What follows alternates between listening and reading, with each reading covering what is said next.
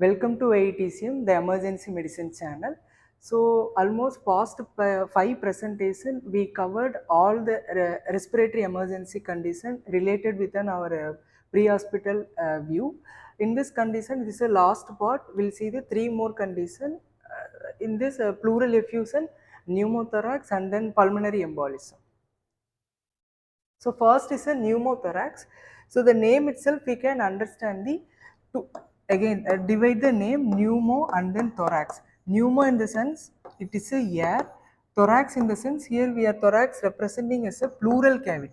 So pleural cavity, it is a cavity present between the parietal and then visceral pleura. Parietal pleura that will closely attached with your chest wall, and then visceral pleura that will closely attached with the lung. So in this image you can see so this is the visceral pleura, this is the parietal pleura. So in between the space called the pleural cavity, there the amount of air is collecting, that is called pneumothorax. So classify based on two category we are classifying, primary and then secondary. Primary in the sense without any lung pathology, if pneumothorax happening means that is the primary. Secondary in the sense with some lung pathology, that is called secondary pneumothorax. First primary pneumothorax, as like we told, without any lung pathology, without any lung pathology. So two major condition only it will occur, either it's a spontaneous or from the penetration. Spontaneous in the sense it will mainly occur in the case of COPD. So in our COPD presentation we will see there will be a formation of blebs or bullae. Blebs or bullae means, so this is the normal alveoli. In between you will have a intact interlobular valve. So this is the alveoli means in between you will have a interlobular valve. But in the case of COPD, there will be a destruction in the alveolar valve. There will be a destruction in the interlobular valve. So that the large alveoli, that disrupt alveoli, they will form the one thin layer of, they will merge and then they will form the one unilayer air sac, that is called the bullae or blebs. Bullae or blebs. So while the time of cuffing or while the time of changing position, this thin layer, it is a more very thin layer. So easily it will get, the wall will get disrupt and then it will cause the pneumothorax. That is the spontaneous pneumothorax. Penetration means any penetrating injury, any penetrating trauma that will cause the primary pneumothorax, because the main condition is without any lung pathology. But secondary pneumothorax with lung pathology, either it may be a airway disease or cancer or interstitial lung disease or because of the infection. And then clinical feature wise, some patient who have had a previous history of pneumothorax, they have a multiple pneumothorax, mainly in the case of COPD, they will suffer with a lot of pneumothorax, past history they may have. Second thing, feeling a sharp pain after the coughing. And the one thing, third thing is a coughing followed by increased dyspnea and then subsequent minute or hours. So they will progressively they will develop the dyspnea. That is the one of the major worsen condition. Fourth one is a sudden onset of dyspnea, ipsilateral pleuritic chest pain. Ipsilateral means same side. So if the pneumothorax happen in right side means the person will have a just chest pain on the right side alone. That is called the ipsilateral. Ipsi means same side. The other term is there, that is the contralateral. Contralateral means opposite side. Contra in the sense opposite side. So here we are mentioning the ipsilateral pleuritic chest pain. And then this is for the criteria stable patient with the pneumothorax. So we'll tell why the importance, why we want to know this one. First we'll see the criteria. What are the criteria? First one is a respiratory rate less than 24. That means there is no tachypnea. There is no tachypnea, and then no dyspnea at rest. The person can able to speak the full sentence with a normal voice. With a normal voice, and then pulse is greater than 60, less than 130. So no bradycardia, no tachycardia, normal blood pressure, no hypotension, no hypertension. Mainly in pneumothorax there will be a hypotension, but here no hypotension. Room air oxygen, it's about more than 90%, means no hypoxia. And then absence of hemothorax. In hospital setting, if you are aspirating the fluid or if you are aspirating the air, means there no presence of blood, means there no nothing hemothorax they are finding, means there is absence of hemothorax. So this is the view we have to keep in mind in pre-hospital. Sometime the person apparently they may appear as a normal, so they won't show any tachycardia, there won't be any hypoxia, but in previous clinical feature we see suddenly the person may develop into dyspnea, suddenly the person develop into the breathlessness, dyspnea means breathlessness, suddenly the person develop into the hypotension. So it will happen suddenly, so that is the why important. Apparently the person may appear like a normal stable, but continuous monitoring is most important in the pneumothorax condition. So how we can manage the pneumothorax? First one is a oxygen administration. This is the first and foremost most important thing. So again, management wise, you have to follow the every step of our emergency management. You have to start from the C incisive and then you have to assess the everything, the step by step management. Main focused thing on the pneumothorax, oxygen administration. So it will increase the pleural air resorption or reabsorption 3 to 4 fold over the base. So what's the concept here they are telling means, so if we want to understand the resorption or reabsorption means, first we have to understand the atmospheric air. So think atmosphere air will contains the nitrogen of 78 percentage and then oxygen of 21 percentage and then other gases it's about 1 percentage. So this is the atmospheric air. So while this is the alveoli, so this is the pleural cavity. So while the time of inhalation, you are inhaling oxygen, that is 21 percentage. Moreover, we are inhaling the nitrogen also. Here if you measure the concentration wise, oxygen is less concentration compared with the nitrogen. So that is the normal physiology. While the time of pneumothorax, what will happen? So the higher concentration, nitrogen will fill up the pleural cavity compare with an oxygen, because nitrogen is higher concentration, oxygen is lower concentration compared with the nitrogen. So your pleural cavity filled up with the nitrogen in higher concentration and then oxygen somewhat lower concentration. Okay, this is the thing will happen in the pneumothorax. So here what we are doing, oxygen administration. Here oxygen means more appropriately we can tell the high concentration of oxygen administration. High concentration of oxygen administration means you here we are focusing on the FiO2 more than 40 or 50 percentage based on the person's response. That is called the high concentration. Of high concentration in the sense pure oxygen, that is the term. So in oxygen administration what will happen? So already we told that is a nitrogen high in this area, high concentration in pleural cavity, oxygen in low concentration. While the time of pure oxygen, high concentration oxygen administration, what will happen? Automatically the oxygen concentration will increase, mean the same time it will reduce the nitrogen concentration. So it will increase the oxygen concentration, it will reduce the nitrogen concentration. So what will happen? Normally our lung will work based on the diffusion mechanism. Diffusion mechanism in the sense the atom or the molecule or the gas travel from the higher area to the lower area, mean higher concentration to the lower concentration. So this is the normal diffusion mechanism. That is the normal physiology. What will happen while the time of oxygen carbon dioxide, the diffusion gas exchange mechanism. The same mechanism we are applying here, the same formula we are applying here. So the oxygen concentration is higher, nitrogen concentration is lower in the alveoli.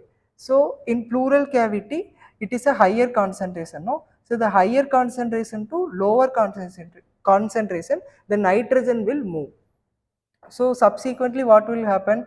The air in the pleural cavity will reduce and still more reduce, still more reduce. So the main thing is the nitrogen concentration is higher in pleural cavity while the time of pure oxygen administration the oxygen concentration will increase, the nitrogen concentration will decrease. So the pleural cavity, already we told pleural cavity nitrogen concentration high. So the higher concentration from the pleural cavity to the lower concentration on the alveoli, the nitrogen will boom. So the enlarged pneumothorax will get the shrink. That is the concept behind the oxygen administration. So you can start from the 3 liter per minute of the nasal cannula or 10 liter per minute by the Hudson mask. So the nasal cannula upper limit you can administer 4 liter per minute. So either nasal cannula or nasal plugs you can go up to the 4 liters. If the person need more than 4 liter means straight away up to from the 5 liter to 10 liter you can go with the Hudson mask. This is for the oxygen administration, closed or open pneumothorax. So observation case, small and stable pneumothorax we have to observe in the observation, we have to kept in the definitive care. So we have to transfer from the pre-hospital to the in-hospital. There they will observe with the oxygen administration. They will administer the high concentration of oxygen and then they will observe for the 2 to 4 hours. Again they will take the chest X-ray. Again they will observe. Based on that they will go for. So it is happening mainly in the definitive care inside the hospital. The third one is a needle or catheter aspiration. So when they will go means if the person is non-resolvable pneumothorax, it is subsequently again and again if occurring means then they will go with a needle or catheter aspiration. Again the person is unstable, prolonged hypotension, otherwise the person is developing dyspnea, worsening dyspnea means there they will go with a needle or catheter aspiration. Either it's a single time or sequential aspiration also will happen. So this is the ideal location for the needle or catheter aspiration. For needle, they will put a needle in the second intercostal space. This is the mid-clavicular line, mid-clavicular line. So others place, it's a fourth intercostal space, anterior axillary line, anterior axillary line, fourth intercostal space. Otherwise, second intercostal space, mid-clavicular line. This is the ideal location for the needle insertion site for the pneumothorax. So before doing a needle catheter aspiration, you have to elevate the bed end. So the air is tend to go up. Then only you can easily puncture it out and pleural cavity. Then only it will get out. So this is more important. Tube thoracostomy also they will perform in the inside hospital. So what the main thing we have to keep in mind means first is a oxygen administration we have to keep in mind. Second thing is a needle aspiration we have to keep in mind. Why needle means, so the pneumothorax suddenly that may go into the tension pneumothorax also happens. So tension pneumothorax, how we can identify? There is an one triad. First one is a hypotension. The person will be in hypotension. Jugular venous distension you will identify. Jugular venous distension. Third one is a dyspnea. Otherwise breathlessness. If the person achieving three things, if the person appearing three things means there will be a tension pneumothorax. So in that time we are inserting the needle. We are inserting the, you can take the large size cannula, IV cannula, 14 gauge or 16 gauge. You can puncture into the fourth intercostal space, anterior axillary line, otherwise second intercostal space, mid axillary line, sorry, mid clavicular line. So you can remember the oxygen administration and the needle catheter aspiration. The other important thing, in between I told open and closed pneumothorax. So if it is a open pneumothorax, what is meant by open pneumothorax means some rather cases in stabbing cases, otherwise in penetrating lung trauma cases, you will have a open wound. Through that the atmospheric air will go in and then through that the atmospheric it will come out. So it will develop the open pneumothorax. So in this time what is the main management? It is called three-way bandage, otherwise three-way dressing. Three-way dressing means, so you have to place one sterile gauze over the open wound. Here you have to stick over the three areas, three corners, three sides you have to stick over.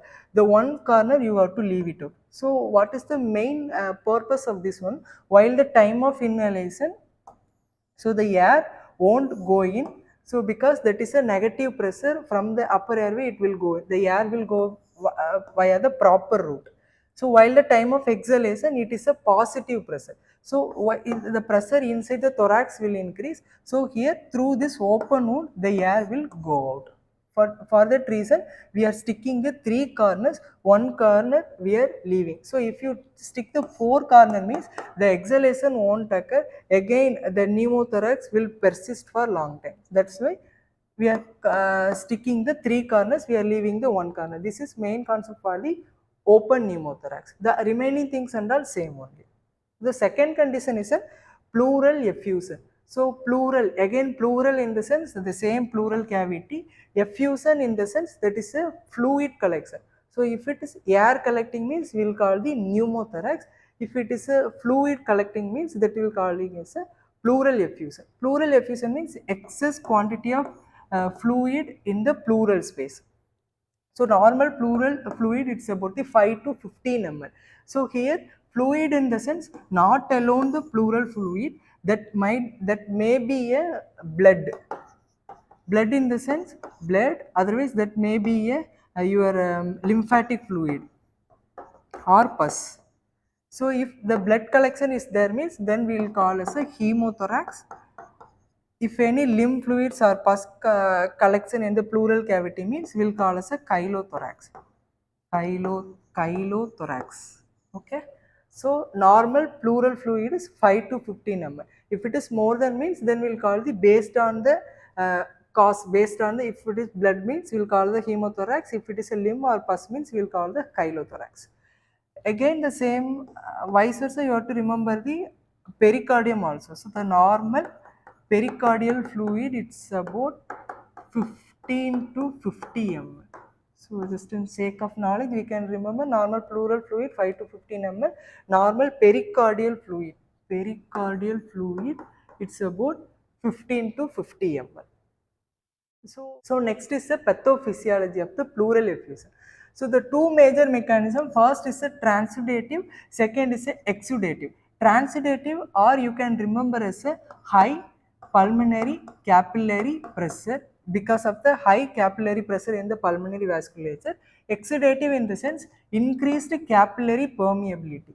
So this is the two concept where we discussed in the pulmonary edema also. The same concept will occur in the pleural effusion. Transudative in the sense you can remember either the increased pulmonary capillary pressure, or you can remember this mechanism. Either it because due to increased hydrostatic pressure or low plasma oncotic pressure. So means this is the blood vessel. So hydrostatic pressure means that is the pressure is inside the, you have a blood or fluid, plasma, everything.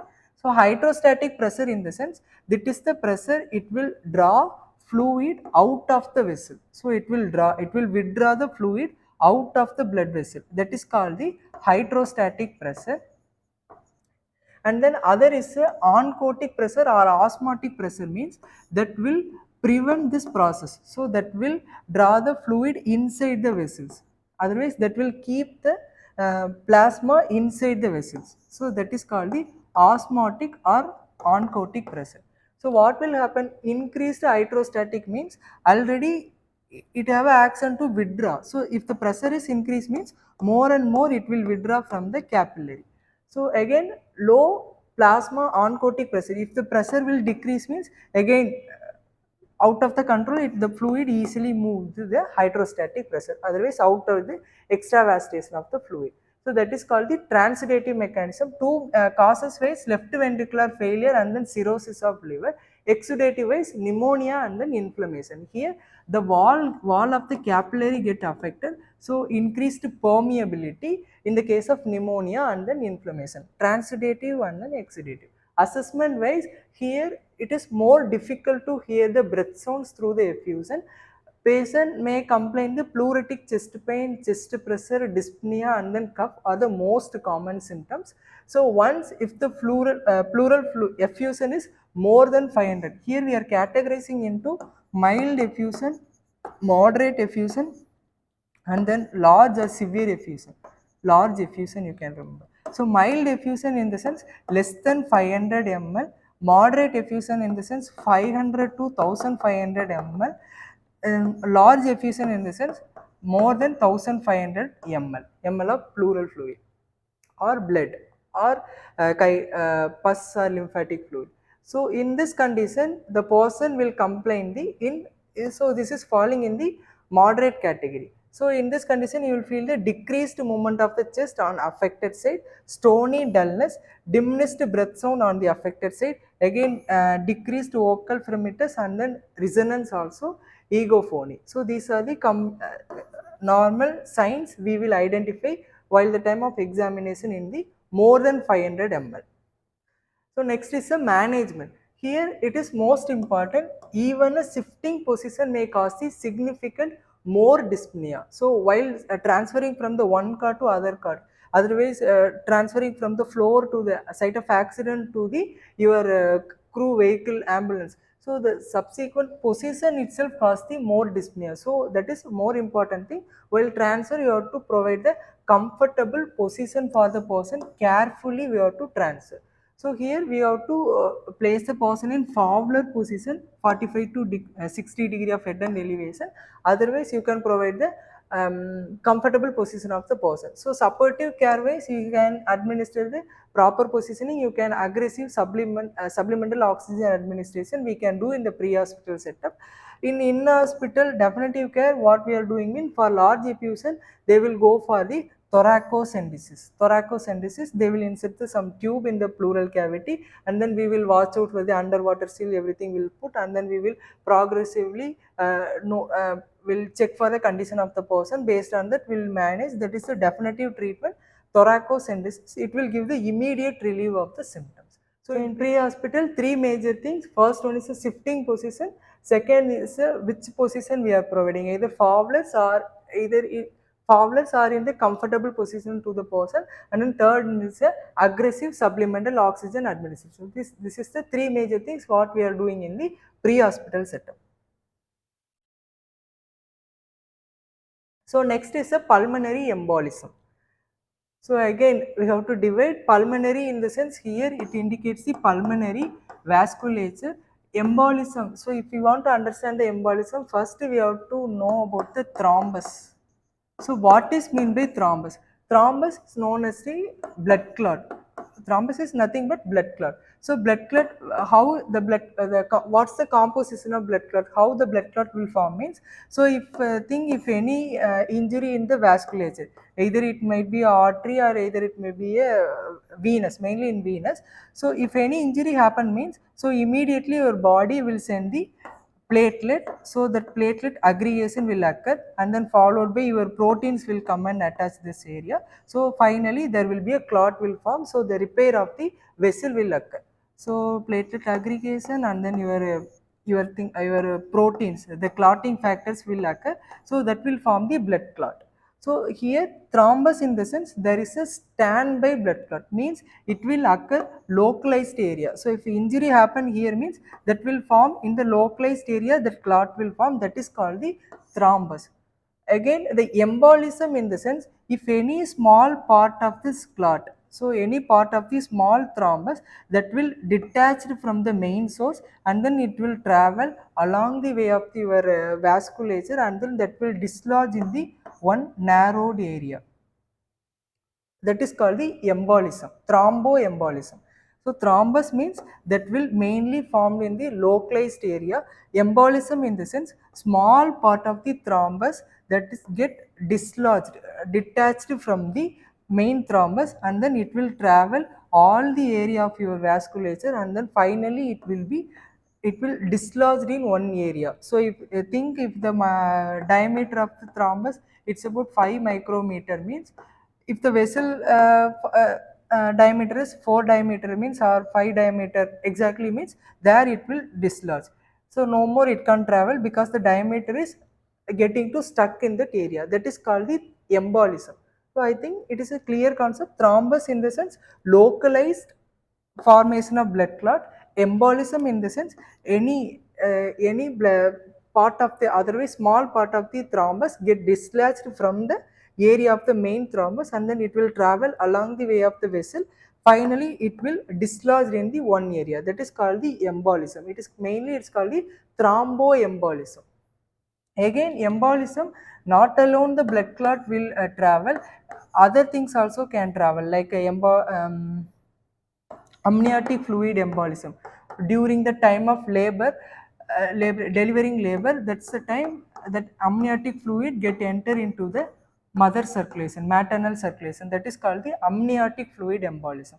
And then catheter embolism. Catheter embolism in the sense, if you are inserting any central line, otherwise peripheral line catheter, that a plastic portion of the catheter get detached from the hub of the catheter, and then the catheter alone, the plastic portion alone can travel along the way of your circulation and then can dislodge in one area. That is called the catheter embolism. Either it's due to a peripheral line, otherwise it's from the central line.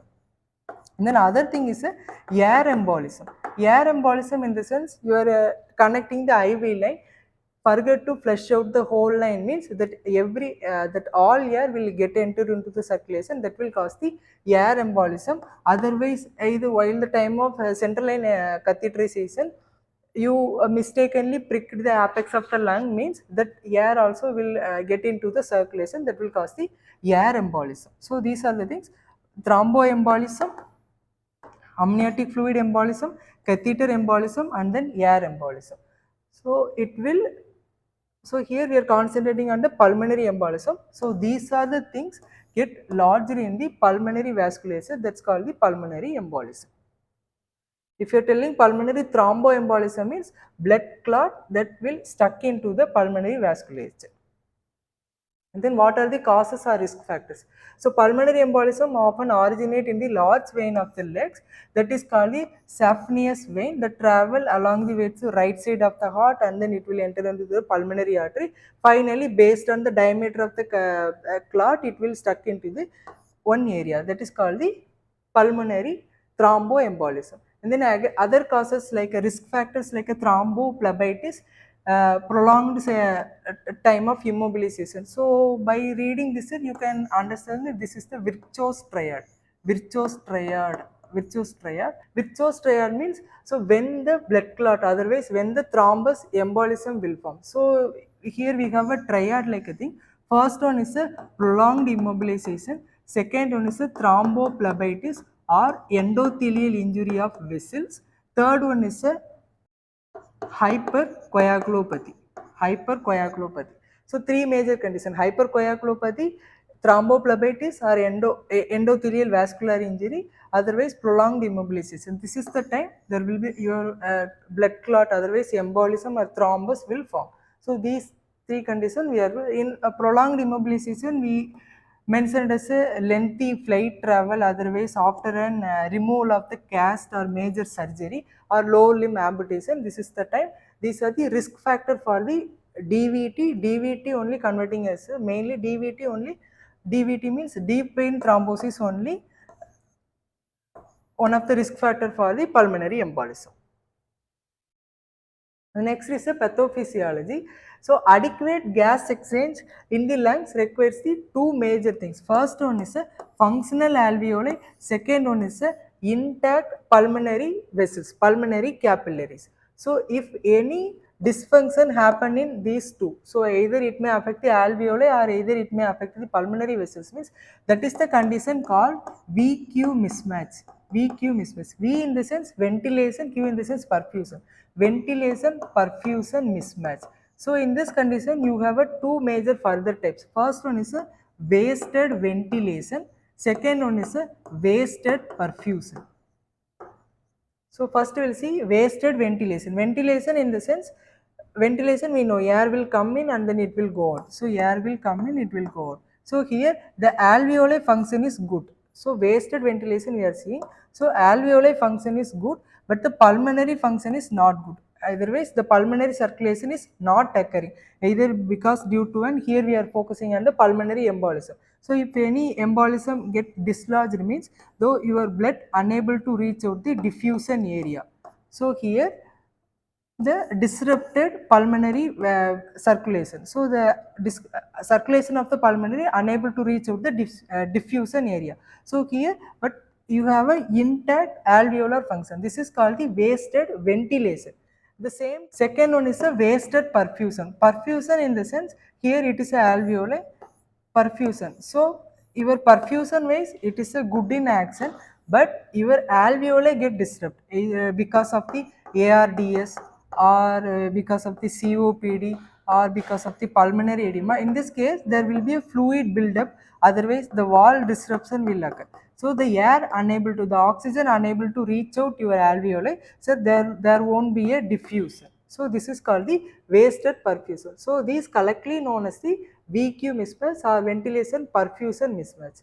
Mainly in pulmonary embolism, it is called the wasted ventilation because of the blood clot, the blood unable to reach out the diffusion area, and then but the ventilation is good, that is get the wasted, so that is called the wasted ventilation. Again it will compromise the pulmonary circulation, and then it will ultimately leads to the hypoxemia.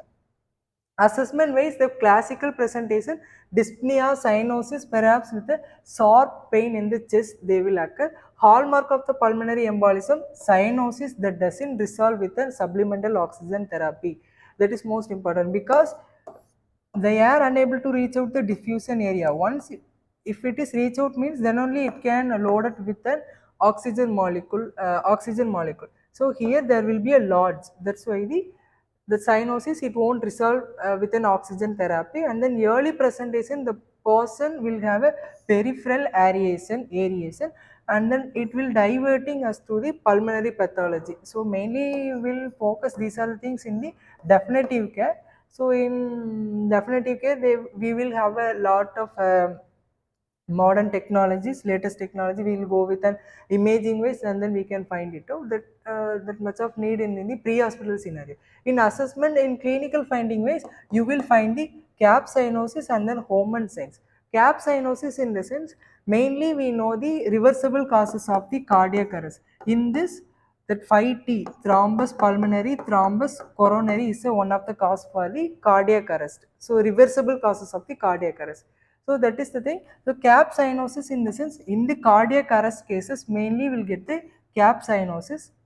That will be a deep blue pallor of the face, neck, chest, back, despite of the good quality of CPR.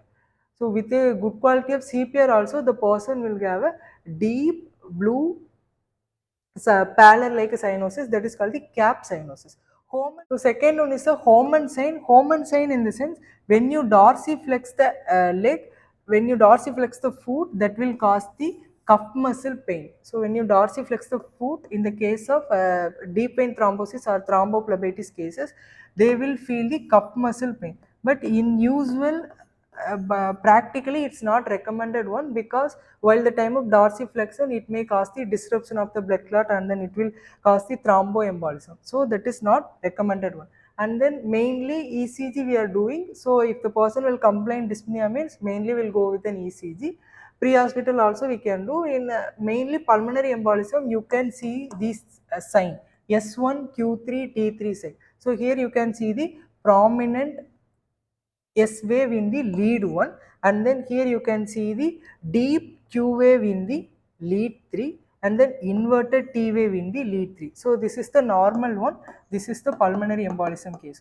So here you can compare with it. Here in lead 1 we have a deep S wave, but it is a normal S wave. Here in lead 3 you can see the deep Q wave, here you can see the normal Q wave, here you can see the inverted T wave, but here it is a normal prominent T wave.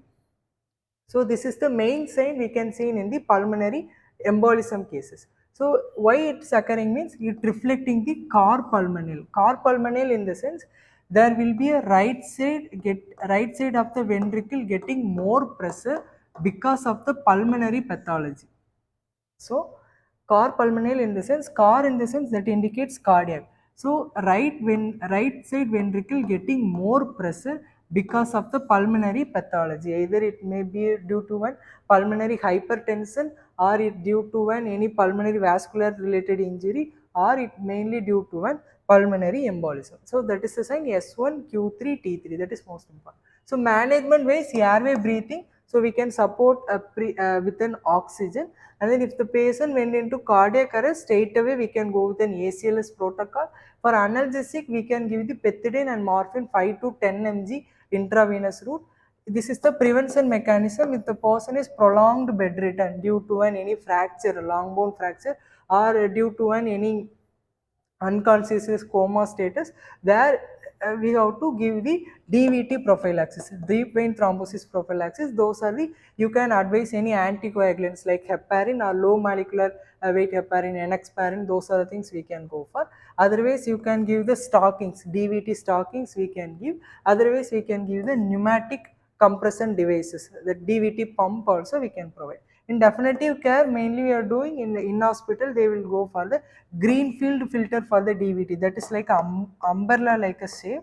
So that will filter, it will act as a filter. So greenfield filter, and then thrombolytic therapy. Lytic in the sense lysis. So lysis means breakdowning of the clot, and then embolectomy. Ectomy in the sense removal. So embolectomy, inferior vena cava filter. So these are the some management. Mainly in pre-hospital, we can support with an airway breathing, and then if the person go into the cardiac arrest means, then we can treat, follow the ACLS protocol.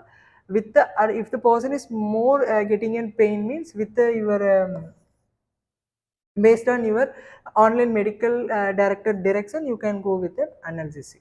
So remaining things and all in hospital definitive care management. So do your best. Shalom.